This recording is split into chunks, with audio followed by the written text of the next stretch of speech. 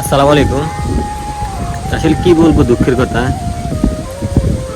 সেটা হচ্ছে যে আজকে দুদিন যাবৎ প্রচুর বৃষ্টিপাত হওয়ার কারণে কিন্তু আমাদের লক্ষ্মীপুরে বন্যার পরিস্থিতি কিন্তু এখন আবার অবনতির দিকে।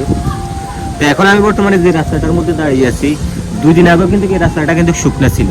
হ্যাঁ, আগে যখন বন্যা হয়েছে তখন হাঁটুর উপরে পানি ছিল। তারপর অনেক দিন যাবৎ রোদ থাকার কারণে কিন্তু পানিটা কিন্তু শুকিয়ে গেছিল। এই রাস্তার এখান থেকে কিন্তু কোনো পানি ছিল না, কিন্তু দেখেন 2 দিনের প্রচুর বৃষ্টির কারণে কিন্তু পানিটা কিন্তু আবার আগের মতো হয়ে গেছে। তা আসলে এখন আমাদের বর্তমানে লক্ষ্মীপুরে মানুষের দুর্ভোগের কোনো শেষ নেই, প্রতিনিয়ত শুধু দুর্ভোগের শিকার, একটার পর একটা একটার পর একটা। তো জানি না আল্লাহ তাআলা কবে আমাদেরকে এই ধরনের বালা মুসিবত থেকে মুক্তি দিবে। তো এই সকলে দোয়া করবেন যাতে করে আল্লাহ তাআলা যত দ্রুত সম্ভব আমাদেরকে এই ধরনের বালা মুসিবত থেকে আমাদেরকে মুক্তি দেয়। সকলে সুস্থ থাকবেন, ভালো থাকবেন। আসসালামু আলাইকুম।